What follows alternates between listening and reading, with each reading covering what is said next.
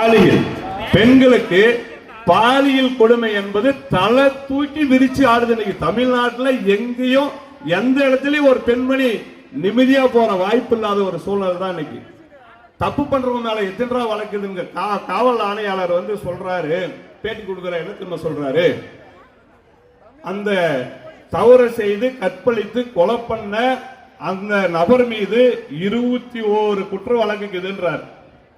ஏன்னா 21 குற்ற வழக்கிறவன் ஒன்னு ஜெயில இருக்கணும், இல்ல சுடுகாட்டுல இருக்கணும். ஊர்ல எதுக்கடா தெரிய விட்டுங்கிறீங்க நீங்க? ஊர்ல வந்து இன்னும் 4 பேர்த்த கொலை பண்றதுக்கா? அம்மா ஜெயலலிதா இருக்கும்போது என்னன்னாங்க, ஓட ஓட விரட்டி நாடு விட்டு நாடு போனவன் இருக்கிறான். அதுதான் ஒரு பெண்மணியினுடைய ஆட்சி, ஒரு தமிழ்நாட்டினுடைய ஒரு தலைநிமிர்ந்த ஆட்சி. அதை கூட கட்டுப்படுத்த முடியல. இவங்களுக்கு என்ன தெரியுமா, முதல் மாநிலம் எதுக்கு தெரியுமா? 10,000 கோடி கடன் வாங்கினதுல முதல் மாநிலம் தமிழ்நாடு. அந்த திறமை நம்ம ஐயா ஸ்டாலின் அவருக்கு இருக்குது. ஒண்ணு. ரெண்டாவது, 50 கடையா அந்த சாராய கடை 500 கடையா மாத்தின ஒரு வல்லமை இவங்க இருக்குது. சந்து பொந்துகள் எல்லாம் பணத்தை வாங்கினு எல்லா பக்கமும் சாராய கடை, எந்த மூலையில திரும்பினாலும் சாராய கடை. கல்லூரி பசங்க, சின்ன சின்ன பசங்களாம் கஞ்சா அபீனு, அவனுக்கு தெரியாத கெட்ட பழக்கமே இல்லை. அப்ப இதெல்லாம் சட்ட ஒழுங்கு சரியா இருந்தா தானே சரி பண்ண முடியும். முதல்வர்கிட்ட தானே இது காவல்துறை. நீங்க என்ன பண்றீங்க? இப்ப எல்லாத்தையும் வளர்த்து விட்டு இதை வந்து ஒரு தீவிரவாத நாடா மாற்றுவதற்கான முயற்சி பண்ணுங்கிறாங்க. ஓட்டை வாங்கி தெவிச்சிடணும், தெவிச்ச பிறகு கால்கையை சொல்றதுக்கும் இவங்களுக்குள்ள ஒரு கூட்டு கொள்ளைக்கு உண்டான பாடுதான் அது. தமிழக முதல்வர் இன்னைக்கு நடந்ததா கேள்விப்பட்டேன்.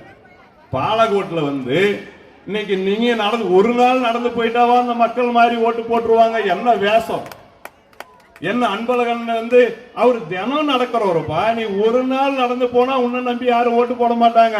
அவர் தினம் அந்த ரோட்ல நடக்கிறவர் தான் நம்ம வேட்பாளர். அவரை பார்ப்பாங்களா உன்னை பார்ப்பாங்களா? தேர்தலுக்காக வேஷத்துக்காக நடக்கலாம். அது போய் ஒரு ஏரியாவில் மட்டும் வீதியில வந்து என்ன வஞ்சனம் பாரு. நீ வந்து பொதுவா எல்லாருக்கிட்ட தானே கேட்கணும். ஏன் முஸ்லீம் சகோதரர் என்ன நமக்கு எதிரிக்கலாம்? ஆனா அங்க மட்டும் போய் அப்படியே ஒரு என்ன இது புத்தி பிரிச்சு கையாளுறது. யாரும் ஒற்றுமையா தரக்கூடாது நாட்டுல. ஒண்ணு ஜாதி சண்டையில சண்டை போட்டுக்கணும், தலித்துக்களும் வன்னியர்களும் அடிச்சுக்கணும், இல்ல இன்னொருத்தர் இதை வச்சு அரசியல் பண்ணி ஓட்டு வாங்கி ஜெயிச்சிடலான்ற ஒரு வல்லமை படுத்துவர்கள் அவ்வளவு திறமசாலிங்க. நாம முட்டாளாரக்கூடாது. தயவு செய்து இங்க இருக்கிற அத்தனை நம்மளுடைய பாட்டாளி சொந்தங்களும் கூட்டணி கட்சியினுடைய நிர்வாகிகளும் எறும்பு போல இன்னும் இருக்கிறது 4-5 நாள் தான் இருக்கு. எறும்பு போல அத்தனை பேரும் சுறுசுறுப்பாக ஒவ்வொரு இடத்திலையும் வாக்குகளை கேட்டு நமக்குள்ள நம்ம குடும்பத்துக்குள்ள எத்தனை குறைபாடுகள் நிறைபாடுகள் இருந்தாலும் எனக்கு மதிக்கல உனக்கு மதிக்கல